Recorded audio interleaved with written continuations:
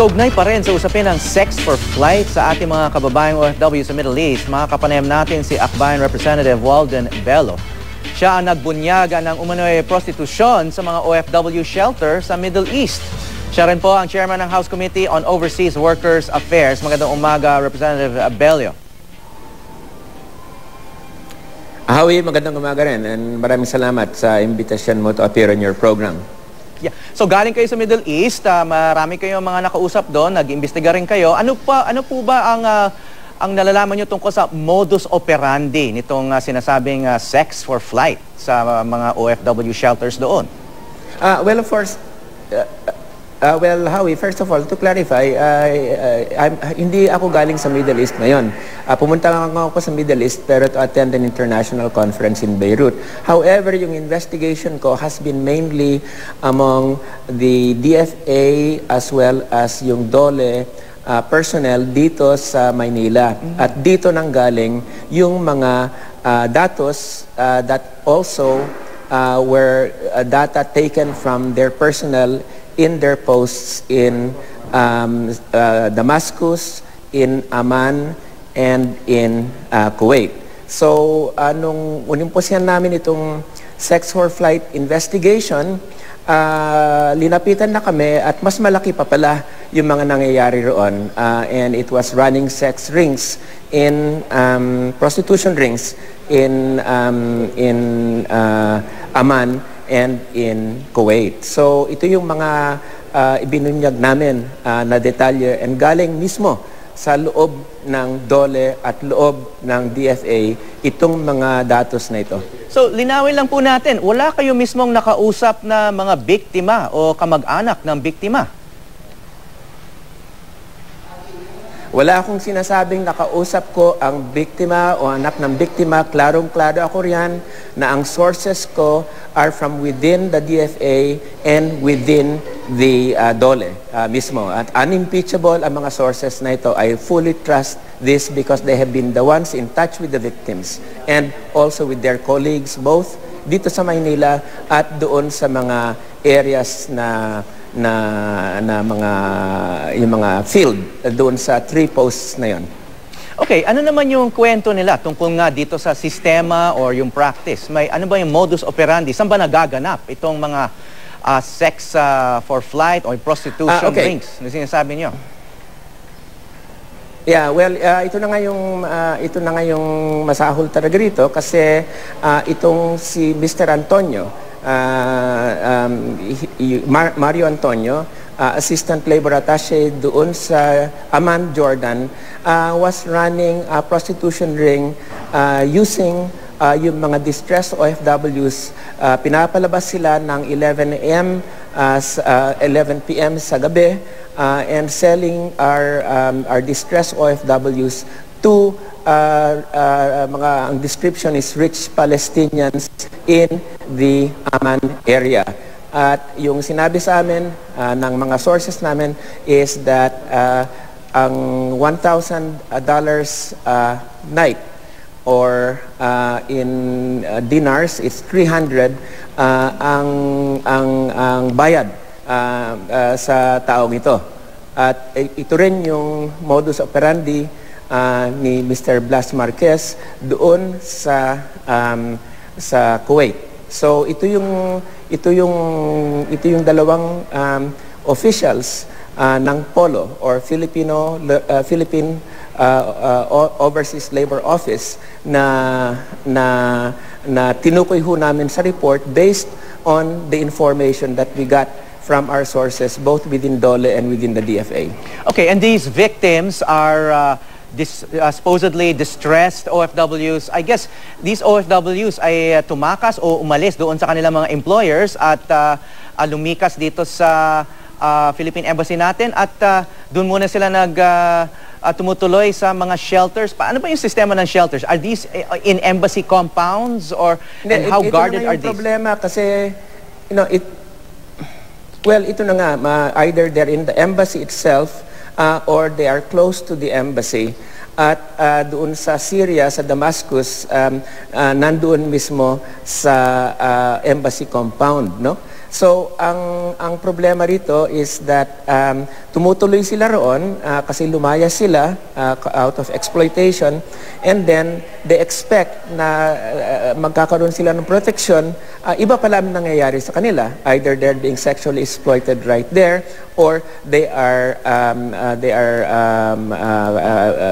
being sold, no, as prostitutes, no. So doon sa Damascus, Syria, yung report namin na si Mr. Kim kay Foreign Secretary Alberto Del Rosario, he was systematically sexually exploiting yung mga ating mga OFWs roon.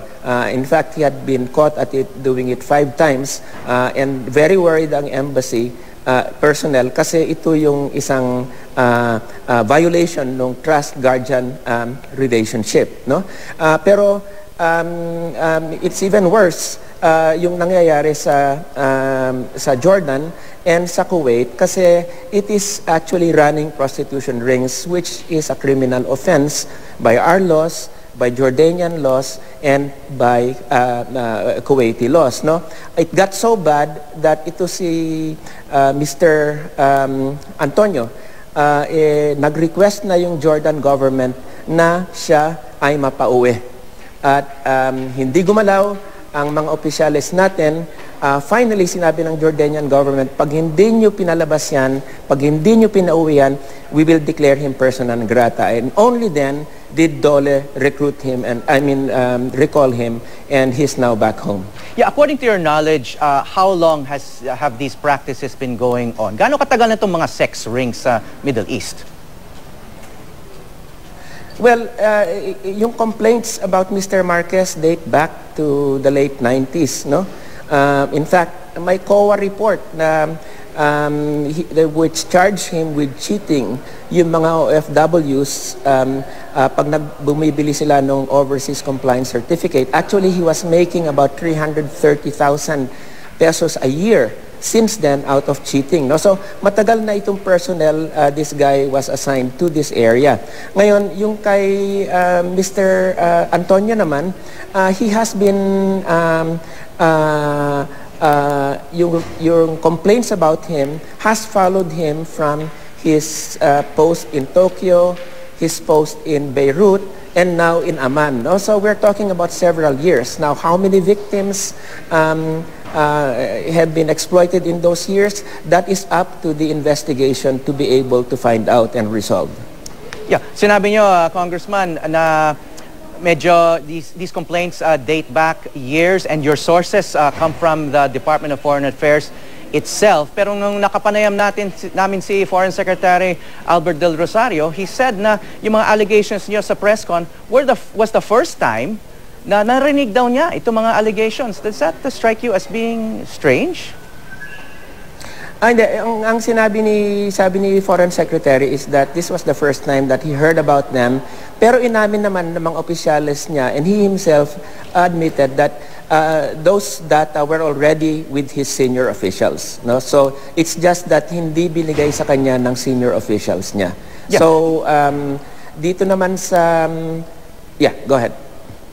Yeah, kasi of course magkakaroon na kayo ng mga meeting and interaction, and I'm just wondering ano ba yung thoughts nyo na kayo pa yung naglabas nito, kayo pa yung mukhang may nalalaman na tungkol rito, yung sources nyo mismo ay nasa loob ng mga government agencies, and we have not heard from the heads of these agencies about these allegations, these very scandalous allegations about their own personnel. Bakit kayo pa, isang outsider na congressman, kayo pa yung naglalabas nito mga allegations na to? Well, just a clarification lang, Howie. Sinabi nga ni Mr. Del Rosario na this was the first time he heard about it, but yung senior officials niya knew about it, no? At saka, nag-compare nga kami ng mga documents na sinabi sa amin over the phone, at nagka-match naman yung mga datos nila at saka yung mga datos namin, no? I would just like to say na sinabi nga ni Secretary Del Rosario, bakit hindi sila lumapit directly sa akin kasi may open door policy naman daw siya. I do not want to speculate on the reasons why, but obviously yung mga lumapit sa akin na fairly high officials rin, frustrated na sila na there was inaction on the part of their superiors around these issues, no, and around this mga circumstances, no. Yung ini-investigate ngayon, and I think they have already recalled the guy, si Mr. Kim, who is involved in this incident by the poolside with an OFW dun sa Damascus. Pinauwi rin lahat, yung acting ambassador, yung charge d'affaires, si Mr. Padalhin, pinauwi rin yung ambassador to Jordan na si Miss Olive Palala, no? So my sense is that they're taking action in this case, no? Doon naman sa Dole, the official reaction was at first that they had not heard about these cases, no? And you know, I was in GMA 7 today, dun sa Kapihan, no? And sinabi ko that I was really angry because this is fairly common information among your posts and in your office that these two people, Antonio and Marquez, are corrupt people engaging in this, no? So do not be extremely legalistic na sasabihin nyo, wala pa kami nakitang affidavit, kasi alam naman namin na common knowledge yan. At if you will continue to repeat the lie that this is the first time you've heard of these allegations, then we'll be really forced to take more action against your agency, no? So I think that they have considered this, and alam naman nila yung implications na yan. Kaya gusto ko lang sabihin, Howie, na doon sa Dole, yung informants namin said that pag ang Dole ang mag-iimbestiga, wala silang tiwala rito, kaya humihingi sila ng Presidential Investigating Commission na parallel dun sa Dole investigation para masigurado na objective yung process. At nung sinabi yan sa akin, ang mukha yata yung gusto nilang sabihin is that hindi sila makakapagsalita pag ang kinakausap nila ay ang mga tiga-Dole investigating team. Pero if there's Malacanang team made up of personalities that are credible and respectable, then I think they'll be willing to talk, no? So I feel that, and this is my appeal to Malacanang at this point, is in addition to the DFA track, in addition to the Dole investigating track, mag-set up na rin ng Presidential Investigating Commission of these very serious crimes against our OFW, and it's so serious that I believe the President should really act on it right away.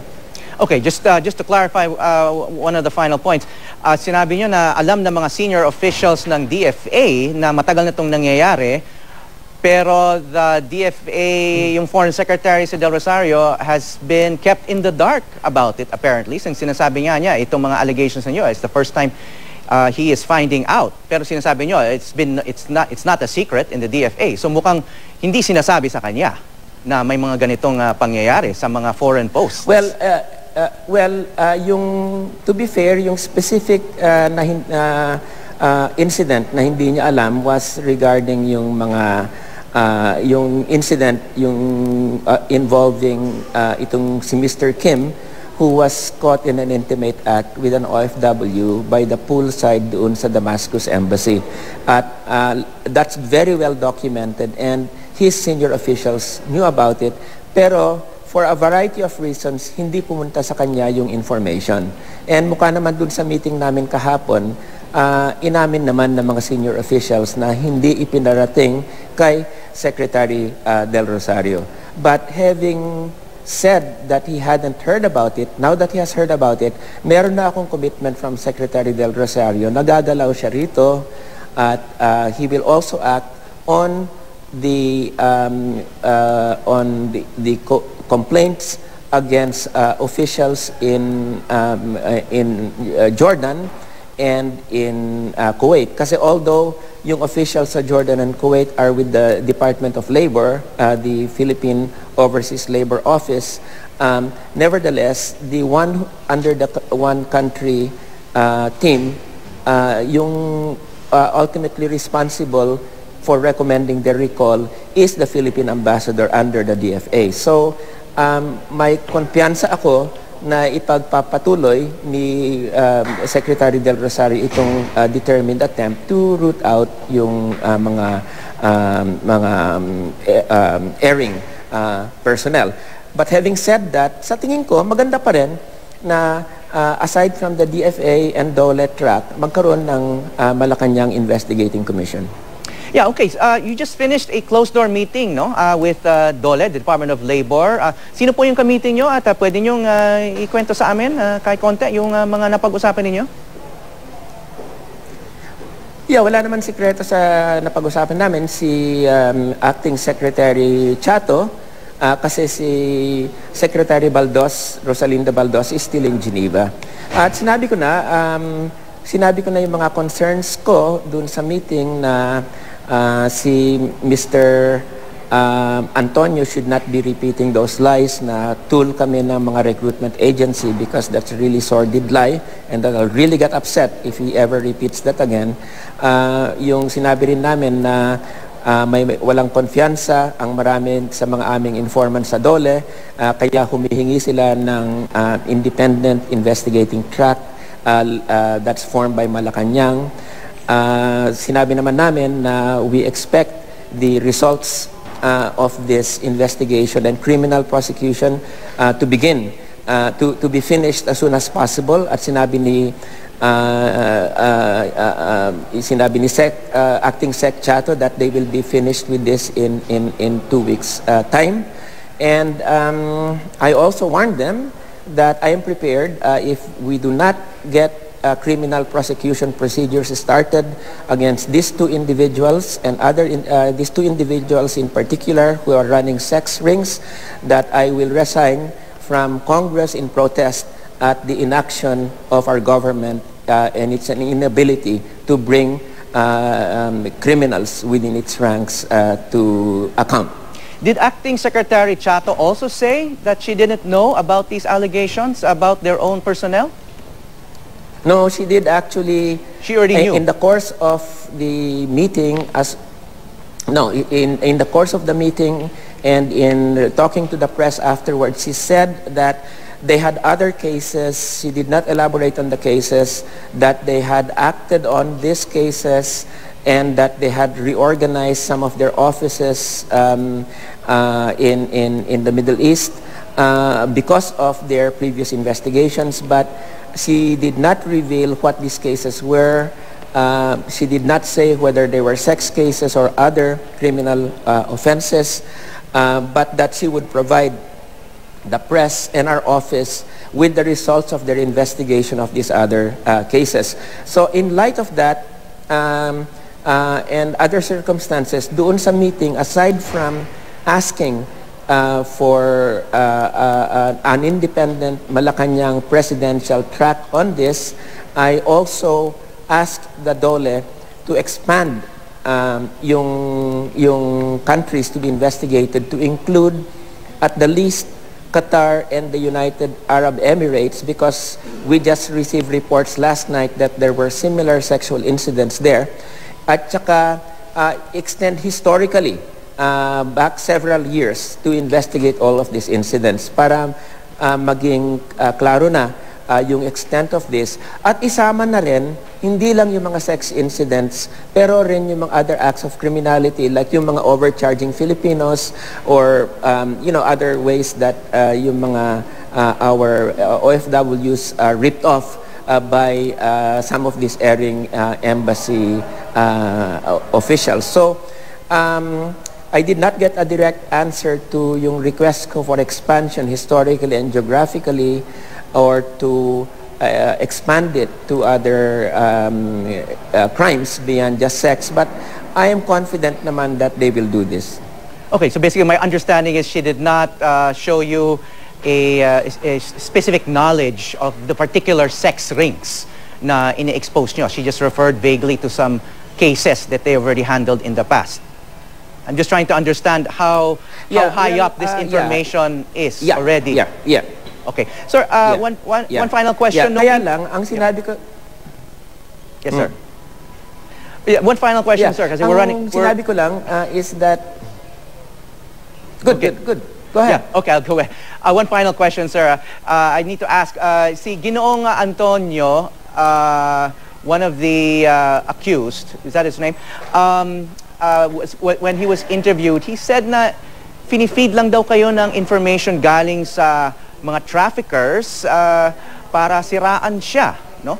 That was his defense. So, sigurado ba kayo dun sa sources of information nyo tungkol sa mga pangyayari dito sa mga OFW shelters? Well, first of all, I would just like to say that that's a total and brazen lie by a criminal who's about to be caught by the law, by the dragnet of the law. No? Alam naman ng opisyales, so DFA as well as sa DOLE, that I have been pursuing illegal recruiters as well as legal ones when they violate the law. No? So to say that we are acting with information from these people is a total lie, and he better not repeat that, because that is grounds for libel suits against him, in addition to the criminal suits of prostitution peddling that he is facing. As far as so that's what I would like to say with respect to him. As far as our sources are concerned, these are honest, dedicated, middle and senior officials within the DFA and DOLE na hindi na nila masikmura yung inaction ng kanilang superiors dito sa mga ginagawa ng mga kriminal. Kasi sabi nila, yung the majority of our people, the vast majority are honest and hardworking, but a few bad eggs give us a bad name.